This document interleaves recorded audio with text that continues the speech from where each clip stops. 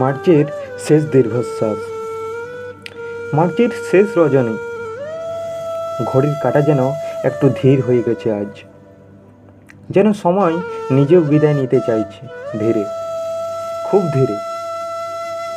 জানালার বাইরে বৃষ্টি ভেজা ঠান্ডা হাওয়া বইছে, সেই স্নিগ্ধ স্পর্শে রাত্রে যেন আজ আরও গভীর, আরও অনুভূতিময় হয়ে উঠেছে।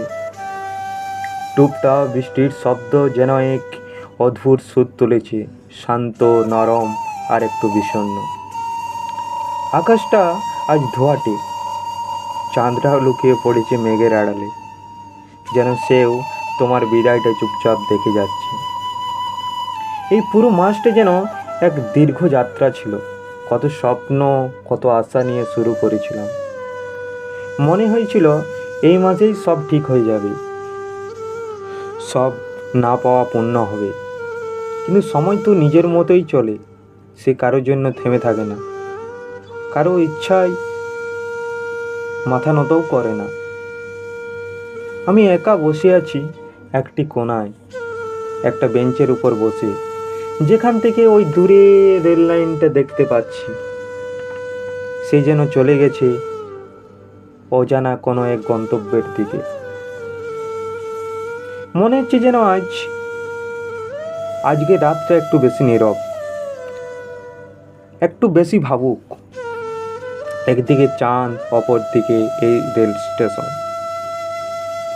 একটা ট্রেন আসার কথা ছিল অনেকক্ষণ আগেই, চক্রধরপুর হাওড়া এক্সপ্রেস। স্টেশনে বসে আছি কলকাতা যাওয়ার জন্য, কিন্তু ট্রেনটা এখনো আসেনি।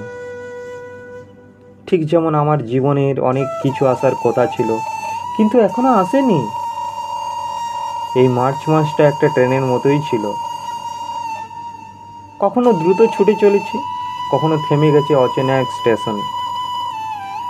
আমি অপেক্ষা করেছি কিছু স্বপ্নের জন্য, কিছু মানুষের জন্য, কিছু না পাওয়া পূর্ণতার জন্য।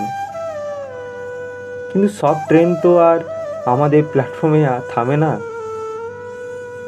হাওয়ার সঙ্গে একটা হালকা গরম গন্ধ ভেসে আসছে, কারণ এটা মার্চ মাস তো।